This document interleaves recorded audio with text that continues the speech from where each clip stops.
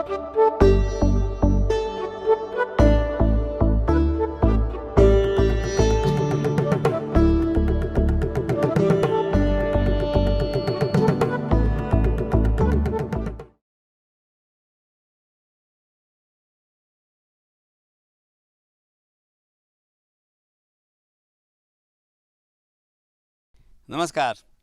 खेत खलिहान कार्यक्रम में आपका स्वागत है। हमारे किसान भाई खाद्यान्न की खेती के साथ साथ बागवानी भी लगाते हैं और बाग बगीचों से अच्छी आमदनी भी प्राप्त करते हैं। दो तरह से काम हमारे किसान करते हैं। छोटे किसान हैं, अपने घर की ज़रूरत को ध्यान में रखते हुए 2-4 पेड़ लगाते हैं, और कुछ ऐसे किसान हैं जो व्यावसायिक रूप से बड़े पैमाने पर इसकी खेती करते हैं।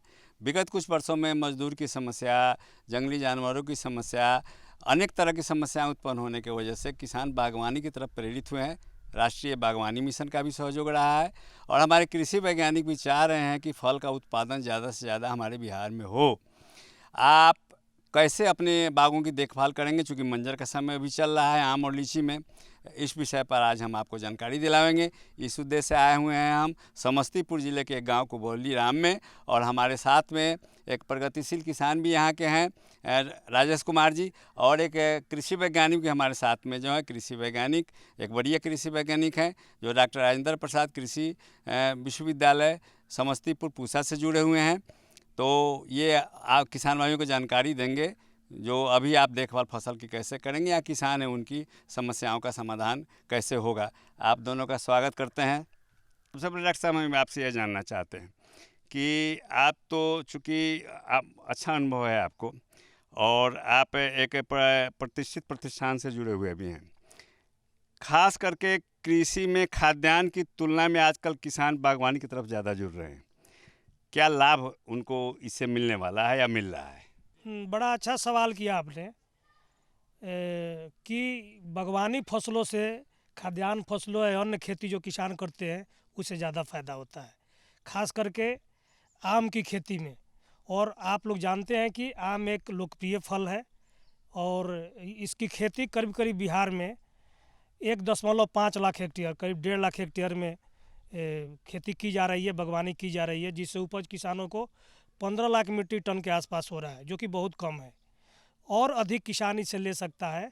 और जहाँ तक आमदनी की आपने बात कही, निश्चित तौर पर जो किसान खाद्यान्न फसलें ले रहे हैं, धान और गेहूं की खेती कर रहे हैं या मकई की खेती कर रहे हैं, दलहनी फसलों तिलहनी फसलों की खेती कर रहे हैं, उसके अपेक्षाकृत अगर कोई भी फलों की बागवानी या खेती करते हैं किसान, तो निश्चित तौर पर दुगना से तिगुना उनको आमदनी प्राप्त होती है। लेकिन दुगना तिगुना तभी होगा जब वो वैज्ञानिक तरीके से जो भी अनुशंसित प्रक्रियाएं हैं वैज्ञानिकों की, अगर किसान उसको अपना के करता है तभी फ़ायदा होगा। नहीं तो इसमें भी बागवानी करने वाले किसान को भी अगर ज़्यादा ध्यान, देखभाल या रखवाली, समसामयिक रख रखाव नहीं करते हैं अपने बागों की, तो उसे वांछित उपज जो चाहते हो नहीं मिल पाएगा। अभी तो मंजर लग चुके हैं और कुछ पेड़ों में मंजर बाद में आने वाले हैं, तुरंत लगने वाले हैं। उसकी देखभाल मंजर के दृष्टिकोण से किसान कैसे करेंगे? देखिए, मंजर की देखभाल, अभी हम लोग बगीचा में घूम रहे थे, देखे कि मंजर निकला हुआ है, फूल आना भी बाकी है, फूल नहीं निकला है। तो मंजर आने से पहले भी कुछ किसानों को करना चाहिए। हम जो बागों की देखभाल या रखवाली की बात करते हैं, तो अगर थ्रू आउट द ईयर, पूरे वर्ष अगर किसान अपनी बागों का देखभाल सही तरीके से करता है तो इस समय कम समस्याएं आती है। अदरवाइज जो किसान अपनी बागों को सही रूप से नहीं रख पाए हैं, सही नहीं रख रखाव कर पाए हैं, उनको थोड़ी सी समस्या होती है। लेकिन अभी मंजर निकल गया है तो किसानों को कोई चिंतित होने की बात नहीं है। अगर मंजर निकल गया है तो जो किसान इसमें जो फूल निकलने लगेगा तो एक मधुआ कीट का प्रकोप होता है और सारे किसान परिचित हैं इससे। जो किसान आम का बाग लगाए हुए हैं, आम की खेती कर रहे हैं, वो निश्चित तौर पर इस मधुआ कीट से परिचित हैं और उसका प्रकोप बढ़ जाता है। अभी मौसम भी उसके अनुकूल है। जब भी थोड़ा सा तापक्रम बढ़ता है, अगर आकाश में बादल छाए हो, कभी बूंदाबूंदी बारिश हो गई हो, खेत में अगर नमी ज़्यादा बढ़ जाए तो ये मधुआ कीट का प्रकोप बढ़ जाता है। तो किसानों को सबसे पहले मैं ये कहूँगा कि इस मधुआ कीट से आपके आम के मंजर को बचाना है। तो मधुआ कीट से सबसे बचाव का प्रमुख उपाय जो है, अभी जो बात कर रहे हैं तो आपको किसी रासायनिक दवा का छिड़काव करना पड़ेगा, और रासायनिक दवा बहुत सारे बाज़ार में उपलब्ध है इसमें, लेकिन एक दवा है इमिडाक्लोप्रिड, जो कॉन्फिडोर, टाटामीडा वगैरह के नाम से आता है।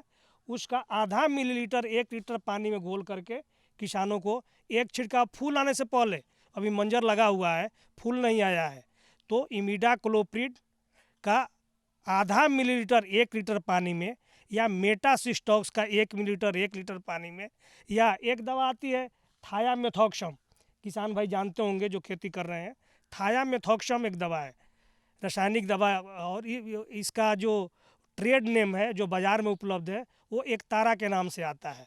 तो उसका भी 5 ग्राम 10 लीटर पानी में घोल करके अगर आप अपने मंजर पर छिड़काव कर देते हैं तो मधुआ कीट का प्रकोप बहुत कम हो जाता है।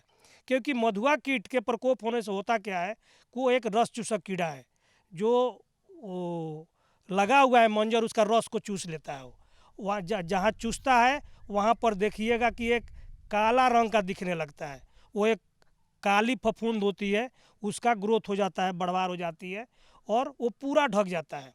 और इतना ही नहीं, वो जो एक उसे स्राव भी होता है, अगर वो मधुआ कीट का प्रकोप जहाँ पर होता है तो उसे एक मधु स्राव होता है जिसको हनी ड्यू हम लोग बोलते हैं।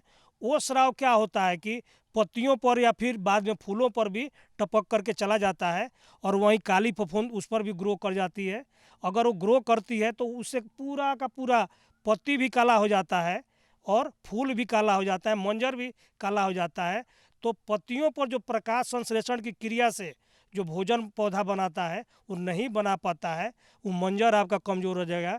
अगर फूल आक्रांत होता है तो फूल कमज़ोर हो जाएगा, और फूल कमज़ोर होने से क्या होता है कि अगर उसमें फल लगा भी तो वो गिर जाता है, इतना फूल कमज़ोर होता है, नहीं तो फल लगता ही नहीं है। तो ये समस्या, तो इसलिए एक बहुत ही हानिकारक कीट है आम का, और इस पर बहुत ज़्यादा किसानों को ध्यान देने की ज़रूरत है मधुआ कीट से बचाने के लिए।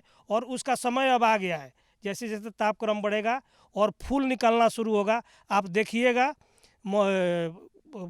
आम के बगीचे में एक सुगंध, खुशबू टाइप का निकलना शुरू होता है उस फूल का, और हम लोग समझ जाते हैं कि अब मधुआ कीट का प्रकोप होने वाला है। उस सुगंध के साथ ही मधुआ कीट का प्रकोप शुरू हो जाता है। और जहाँ मधुआ कीट का प्रकोप होता है, आप देखिएगा, जाइएगा उस बगीचे में तो थोड़ा सा बन बन बन की आवाज़ आती है, उड़ते रहता है वो और उसकी आवाज़ आती है।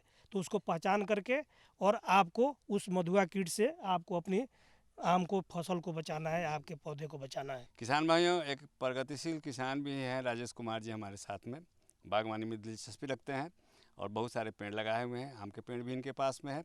हाँ, हम इनके अनुभव के बारे में कुछ जानकारी प्राप्त करते हैं और इनकी क्या समस्या है। चूँकि हमारे साथ एक कृषि वैज्ञानिक हैं तो हो सकता है कि इनकी कुछ समस्याएं हों और अपनी समस्याओं के समाधान के लिए कृषि वैज्ञानिक से वो लाभ लेना चाहते हों। राजेश जी, आपके पास आम के कितना बगीचा है, रकबा उसका ज़रा बताइएगा, और इस बार क्या परिस्थिति रही है आपके आम के पेड़ की पिछले साल की तुलना में, और आपकी अगर कोई समस्या अभी हो तो सौभाग्यवश हमारे बीच में एक बड़ी कृषि वैज्ञानिक भी हैं, उनसे भी आप सलाह लेना चाहेंगे। मेरा नाम राजेश कुमार हुआ सर।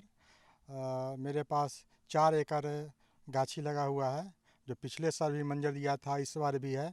हमारे यहाँ मेन समस्या डॉक्टर साहब जो है सो बभनी का है, जो बभनी बहुत फसल को बर्बाद कर देता है। मधुआ भी करता है, तो मधुआ के बारे में तो डॉक्टर साहब ने बताए हैं, लेकिन बभनी के बारे में हमको जानकारी दीजिए, जो इसके लिए क्या उपाय किया जाए। इनका जो सवाल है डॉक्टर साहब, बभनी कीट के बारे में, जो स्थानीय भाषा में इसको बभनी बोलते हैं। बभनी का मतलब दहिया कीट से है, जो मिट्टी से निकलकर पेड़ के ऊपर जो चढ़ता है, चढ़ने के बाद ऊपर जाकर बहुत क्षति पहुंचाता है। तो दहिया कीट से नियंत्रण कैसे करें, ये जानना चाह रहे हैं। अच्छा, निश्चित तौर पर जिस तरह अभी मैंने चर्चा की आपको, मधुआ कीट जिसे मैंगो लीफ हॉपर के नाम से जानते हैं, उसी तरह मैंगो मिलीबग, इसको दहिया कीट बोलते हैं। दहिया इसका नाम इसलिए पड़ा क्योंकि आप देखते होंगे कि ये उजला उजला दिखता है, इसके शरीर के ऊपर दही टाइप का जमा रहता है और ये चिकना होता है। ये भी एक रस चूसक कीड़ा है, और आप देखिएगा ये पत्तियों पर, कोमल टहनियों पर, फूलों पर या मंजर पर ये उजला टाइप का चिपका रहता है। और बड़ा, ये भी जितना मधुआ कीट क्षति पहुंचाता है, अगर इसका आक्रमण बहुत ज़्यादा हो गया तो वो ये मधुआ कीट की तरह ये भी हानि पहुंचाता है, क्योंकि ये भी रस चूसता है, फूल से रस चूस लेता है, मंजर से रस चूस लेता है, और ये रस चूसक कीड़ा ये भी है। लेकिन इसके नियंत्रण के लिए जो दवा मैंने पहले बताया आपको इमिडाक्लोप्रिड मधुआ में, इसके लिए एक रामबाण दवा है, हम लोग इसका अप्लाई करते हैं, रोगर डाइमेथोएट, जो बाज़ार में रोगर के नाम से आता है, उसका 1 मिलीलीटर 1 लीटर पानी में घोल के छिड़काव करना चाहिए। और जब कभी भी छिड़काव कीजिए रोगर का, उसमें चिपकने वाली एक दवा जरूर मिला लीजिए, 2 मिलीलीटर प्रति लीटर के हिसाब से। चिपको या टिपॉल के नाम से कोई चिपकने वाली दवा स्टिकर आती है बाज़ार में, तो उसका व्यवहार अवश्य कीजिए। और दूसरी दवा जो है, और इसमें क्या है कि दवा चिपकना चाहिए, क्योंकि उसका जो शरीर होता है मोम की तरह वो चिकना होता है, अगर दवा उसमें चिपकेगा नहीं तो मरेगा नहीं वो कीट, तो इसलिए दवा का चिपकना बहुत ज़रूरी है। दूसरा एक पाउडर फॉर्म में आता है धूल, मिथाइल पैराथियोन बाज़ार में मिलता है, 2% धूल। उस धूल का इस तरह से प्रयोग कीजिए कि वो धूल उस कीड़ा के ऊपर में पड़े और उसमें जाके सट जाए। जैसे ही सटेगा वो बिल्कुल देखिएगा कीड़ा बिल्कुल ख़त्म हो जाता है, और कीड़ा जब ख़त्म होगा तो पौधा आपका उस कीड़ा से निवृत्त हो जाएगा और जो वांछित उपज आपको मिल पाएगा। तो मधुआ कीट और दहिया कीट, ये जिसको हम लोग बोलते हैं अंग्रेजी में मैंगो मिली बग, ये दोनों ही रस चूसक कीड़ा है। और दोनों ही मैंने पिछला आपको बताया हॉपर के केस में, मधुआ के केस में, कि एक हनी ड्यू छोड़ता है, मधुस्राव, ये भी कीट एक मधुस्राव छोड़ता है, और उस पर काली फफूंद जो है, कजली जिसको हम लोग बोलते हैं, इस पर पत्तियों पर, फूलों पर या मंजर पर, इस केस में भी वो काली मंजली हो जाती है, फफूंद हो जाता है, और वो प्रकाश संश्लेषण की क्रिया को प्रभावित करता है, भोजन नहीं बनता है, पौधे कमज़ोर हो जाते हैं, मंजर कमज़ोर हो जाता है, उपज नहीं मिलता है, जो वांछित उपज वो आपको नहीं मिलता है। दहिया कीट के बारे में तो बहुत अच्छी जानकारी आपने दी, लेकिन फसल तोड़ाई के उपरांत कुछ किसान भी करते हैं कि खेत की तैयारी करते हैं तो उसके जड़ तक थाला बना देते हैं गोल, उसमें कुछ कीटनाशक दवा मिला देते हैं, और जो 2-3 फीट तक उसके चारों तरफ से पॉलीथीन शीट को बांध देते हैं। चूना से पहले पोतते हैं, चूना पोतने के बाद पॉलीथीन शीट से बांधकर उसमें ग्रीस वगैरह लगा देते हैं, ताकि वो ज़मीन से ऊपर चढ़े ही नहीं। क्या कहना चाहेंगे? हाँ, बड़ा अच्छा आपने कहा, क्योंकि देखिए किसान के साथ एक समस्या है, किसान तभी किसी समस्या पर ध्यान देता है जब उसकी फसल की क्षति होने लगती है, क्योंकि किसी भी कीड़ा को या किसी भी बीमारी को नियंत्रित करने के लिए इसको जीवन चक्र को समझना बहुत ज़रूरी होता है। ये भी कीड़ा जो दहिया कीट है, इसका जो लार्वा बोलते हैं या वयस्क बोलते हैं, दिसंबर के महीना में जो किसी भी पेड़ का नीचे का मिट्टी के संपर्क में जो तना भाग है उसी मिट्टी में छिपा रहता है, और जैसे ही ये फेवरेबल समय उसका आता है, जैसे फरवरी और मार्च का महीना आता है, वो उसका वयस्क और लार्वा जो है ऊपर चढ़ने के लिए शुरू हो जाता है और हानि पहुंचाता है। तो अगर दिसंबर महीने में जो तना के पास की मिट्टी है उसको कोड़ करके और उसमें मिथाइल पैराथियोन धूल भी मिला दिया जाए, या हम लोग बोलते हैं कि क्लोरपाइरिफॉस दवा, 3 मिलीलीटर दवा 1 लीटर पानी में घोल बना के उस मिट्टी को अच्छी तरह भिगो दीजिए, तब भी उसका जो लार्वा है वो मर जाता है। और वयस्क भी अगर है उसमें तो कोड़ने के उपरांत अगर उसको दवा देते हैं वो भी मर जाता है। अब आपने कहा कि चढ़ने से ऊपर रोकना है, तो 2-3 उपाय है जिसके चलते इसको ऊपर चढ़ने से रोका जा सकता है, ताकि मंजर को या दूसरे भागों को जाके आक्रांत नहीं कर सके। पहला तो आपने कहा गीली मिट्टी लगा दीजिए, ऊपर चढ़ेगा तो उसी में सट जाएगा। दूसरा लोग क्या करता है, गीली मिट्टी में कुछ कीटनाशक मिला लेता है और कीटनाशक मिला के तब गीली मिट्टी लगाता है। दूसरा उपाय है अल्काथिन सीट।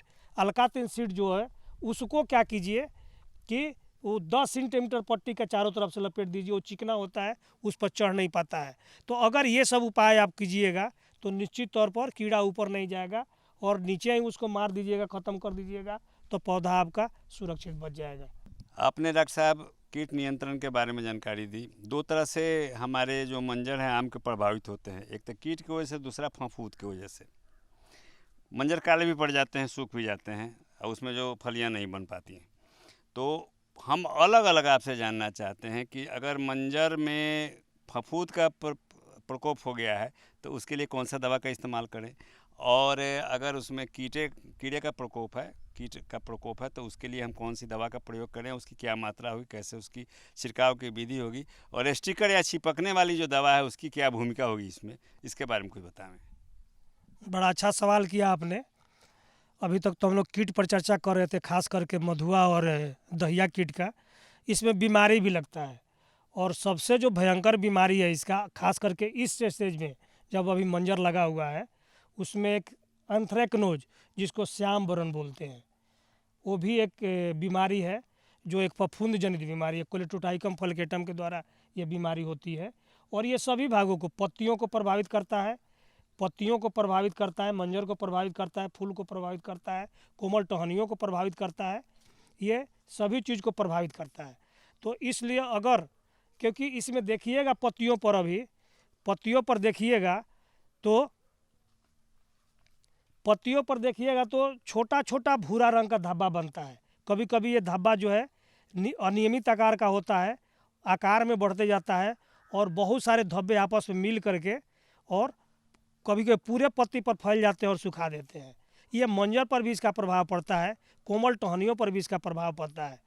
एंथ्रेक्नोज या श्याम बर्ण बीमारी को दूर करने के लिए जो बाज़ार में उपलब्ध दवा है क्लोरथेनोनिल, इस दवा का 2 ग्राम प्रति लीटर पानी में घोल बनाकर छिड़काव कीजिए। दूसरी दवा हेक्साकोनाजोल, इस दवा का 2 मिलीलीटर प्रति लीटर पानी में घोल बना करके।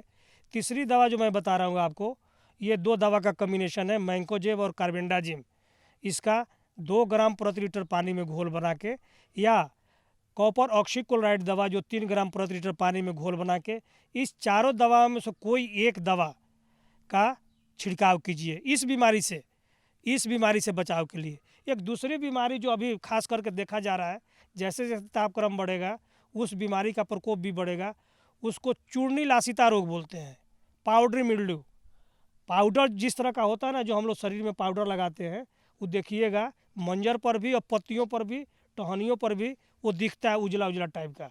वो भी एक फफूंद जनित बीमारी है, और उसकी रोकथाम के लिए जो भी सल्फर कंटेनिंग फंजीसाइड है, जो जिसमें सल्फर होता है, उस दवा का प्रयोग आपको करना चाहिए।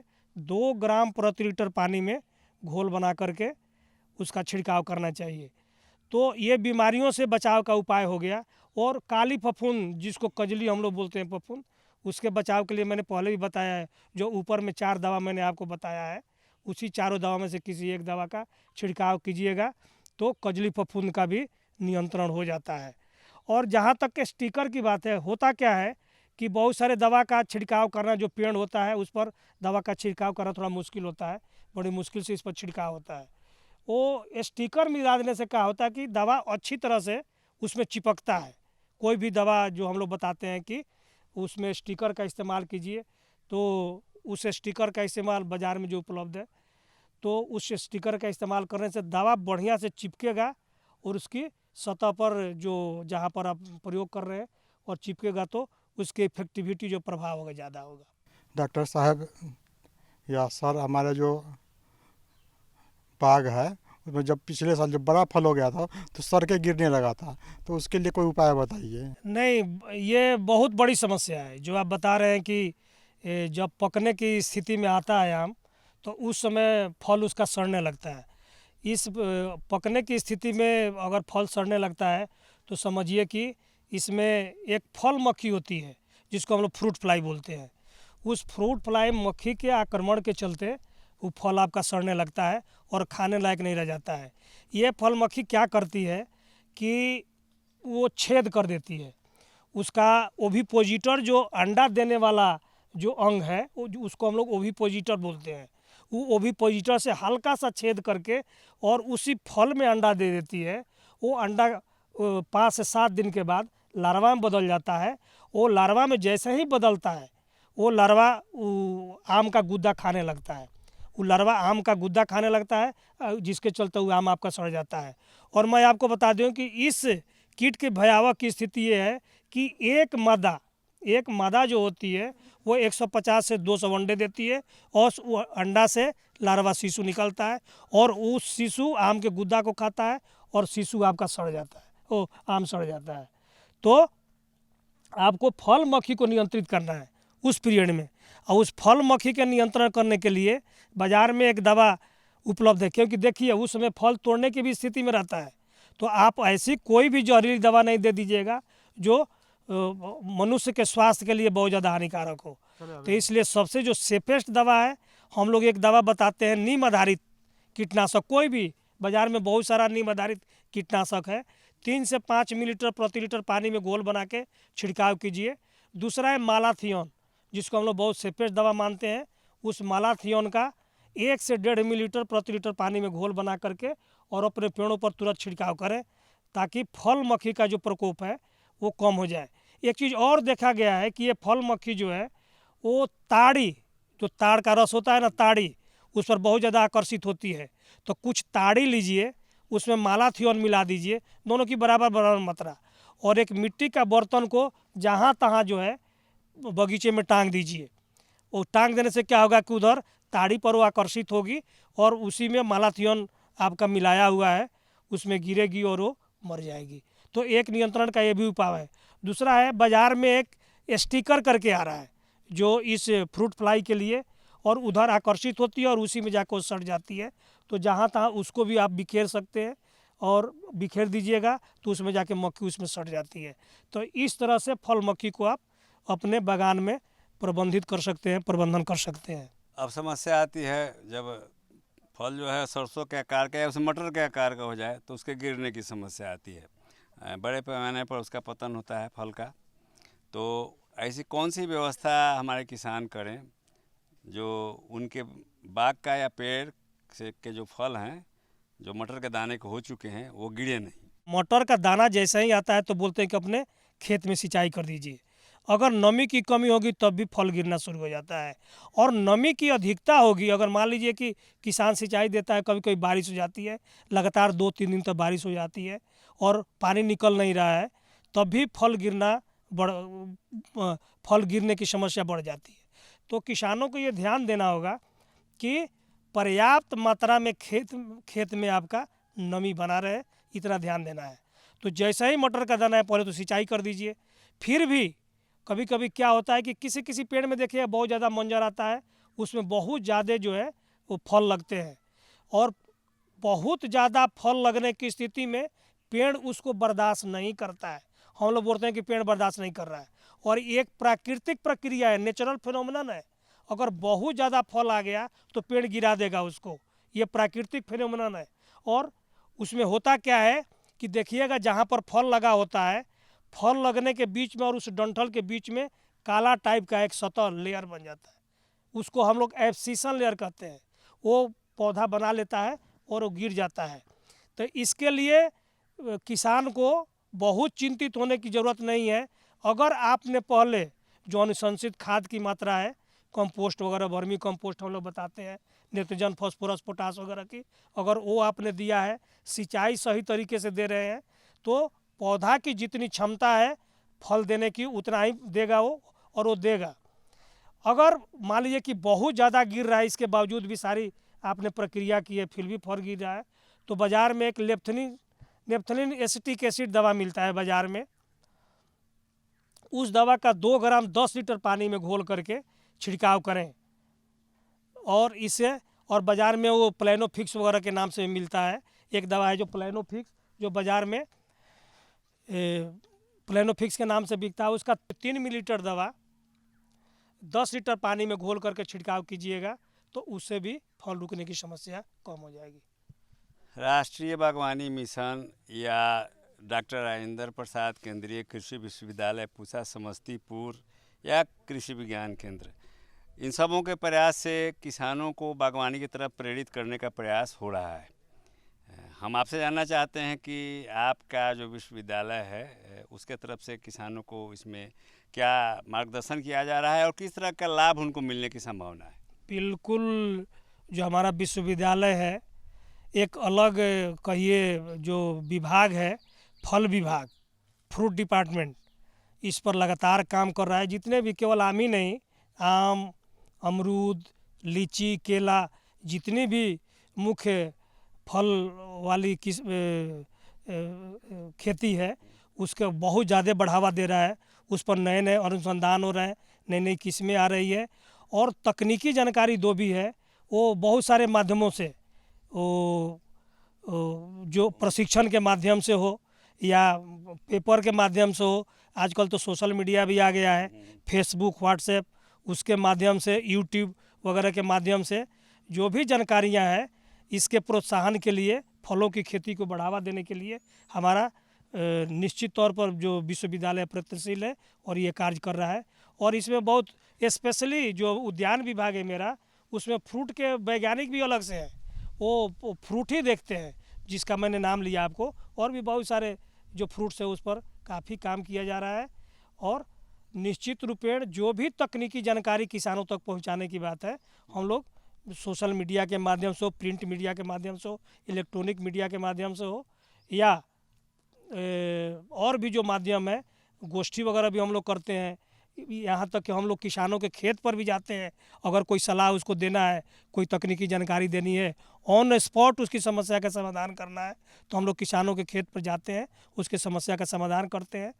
तो ये सारी चीज़ें हमारा विश्वविद्यालय कर रहा है और इसका लाभ भी जो किसान है ले रहे हैं। केवल आसपास के किसान ही नहीं, पूरे बिहार के किसान हमारे विश्वविद्यालय से फ़ायदा ले रहे हैं। डॉक्टर साहब, किसान जो बागवानी से जुड़े हुए हैं या जुड़ना चाहते हैं और अभी उनके बागों में अभी मंजर लग चुके हैं, उसकी देखभाल किसान कैसे करेंगे, इसके बारे में आपने बहुत अच्छी जानकारी दी। इसके लिए आपको बहुत बहुत धन्यवाद। और हमारे के प्रगतिशील किसान भी राजेश जी हमारे साथ रहे, इनकी भी कुछ जिज्ञासाएँ थी, इनको भी आपने शांत किया। तो आपको भी हमारे कार्यक्रम में भाग लेने के लिए धन्यवाद। हम आशा करते हैं कि आपका जो प्रयास है या किसानों तक ज़रूर पहुंचेगा और उससे हमारे किसान लाभान्वित होंगे। किसान भाइयों, हमने अपने कार्यक्रम के माध्यम से अभी एक सामयिक जानकारी आपको उपलब्ध कराने का प्रयास किया है। अभी बाग आपके जो हैं मंजर से लदे हुए हैं, कुछ में मंजर लग चुके हैं, कुछ में मंजर लगने वाले हैं, खास करके आम और लीची दोनों में। आवश्यकता इस बात की है कि आप वैज्ञानिक दृष्टिकोण से या वैज्ञानिक तरीके से उसकी देखभाल कैसे करेंगे। अगर वैज्ञानिक तरीके से आप उसकी देखभाल न करते हैं तो आपको अपेक्षित लाभ मिलने की संभावना नहीं है, चूँकि बड़े पैमाने पर मंजर की बर्बादी होती है, मंजर में बीमारी लगती है और उस पर कीड़ों का प्रकोप होता है। तो हम आशा करते हैं कि इस कार्यक्रम से आप ज़रूर लाभ उठावेंगे। हमारे खेत खलिहान कार्यक्रम का समय अब समाप्त हो रहा है। मिलते हैं खेत खलिहान के अगले अंक में कुछ इसी तरह के रोचक और महत्वपूर्ण कार्यक्रम को लेके। तब तक चाहेंगे अनुमति। नमस्कार।